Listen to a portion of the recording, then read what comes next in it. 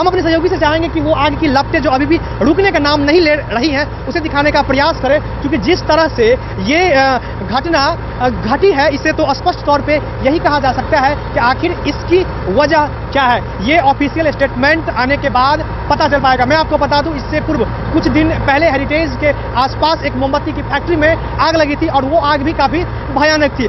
अब तो सर कितने का सर नुकसान हुआ और यहाँ पे क्या था सर? ये कबाड़ का गोदाम लग रहा है। हाँ। किसी के द्वारा कोई आवेदन नहीं दिया गया है। मालिक के बारे में पता किया जाएगा, कोई आवेदन देता है उसके आधार पर कार्रवाई करेंगे। रहिका थाना क्षेत्र के रहिका मुख्य मार्ग पर बीएम कॉलेज के समीप कबाड़ी खाने में अचानक आग लग गई। आग की लपटें इतनी तेज थी कि देखते ही देखते चारों तरफ लोग जमा हो गए और इस बात की सूचना स्थानीय पुलिस को दी गई। धीरे धीरे आग की लपटें और अधिक बढ़ने लगी। इस घटना में लाखों का सामान जलकर राख हो गया। इन सबसे अलग देर शाम तक आग बुझाने का सिलसिला जारी रहा। स्थानीय पुलिस के साथ अग्निशमन विभाग की टीम पहुंची।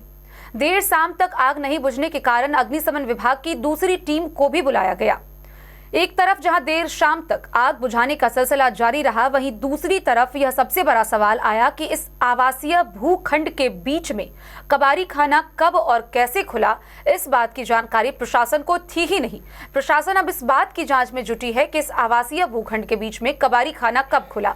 वहीं दूसरी तरफ इस अगलगी में जो एक और बात सामने आई, इस कबाड़ी खाने से भारी मात्रा में शराब के प्लास्टिक की बोतलें देखी गई है, जिससे शराबबंदी कानून का भी पोल खुलता हुआ नजर आ रहा है कि कबाड़ी खाने के आड़ में यहां शराब की अलग तस्करी की जा रही थी।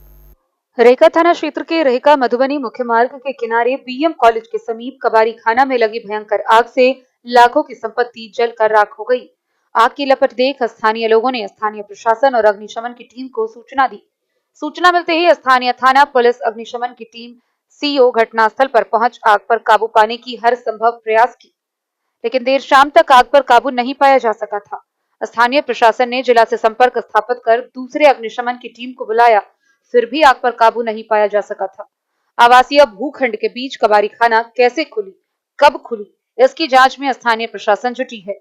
घटनास्थल पर मौजूद सीओ अभय कुमार, थानाध्यक्ष रविंद्र कुमार ने बताया कि बहरहाल आग पर काबू पाना ही मुख्य लक्ष्य है। यह जांच का विषय है कि आग कैसे लगी। हालांकि सामान को छोड़ जान माल की क्षति होने की सूचना नहीं है।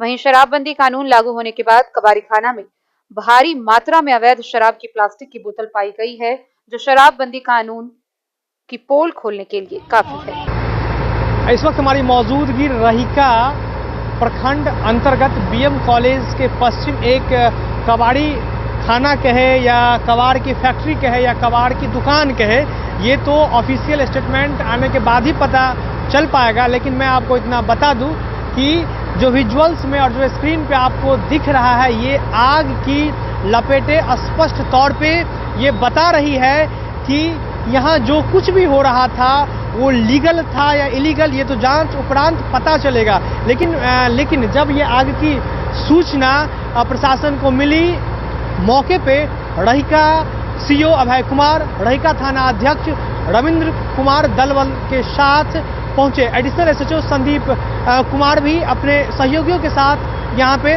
पहुंचे। सबसे बड़ी बात यह है कि रहिका अग्निशमन की जो गाड़ियाँ थी वो घटनास्थल पे आई और उसके बाद मधुबनी को जब यहाँ से सूचना दी गई तब मधुबनी अग्निशमन की 3 गाड़ियाँ, राजनगर, बेनीपट्टी, इनकी गाड़ियाँ घटनास्थल पे भेजी गई। हम अपने सहयोगी से चाहेंगे कि वो आग की लपटें जो अभी भी रुकने का नाम नहीं ले रही हैं उसे दिखाने का प्रयास करें, क्योंकि जिस तरह से ये घटना घटी है इससे तो स्पष्ट तौर पे यही कहा जा सकता है कि आखिर इसकी वजह क्या है।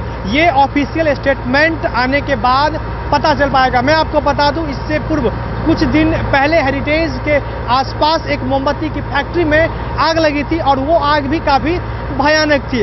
अब सोचना प्रशासन को इस मुद्दे पे भी है कि आखिर बार बार आग लग क्यों रही है। हालांकि इसके पीछे क्या वजह है, इसके पीछे क्या कारण है, ये मुझे नहीं पता।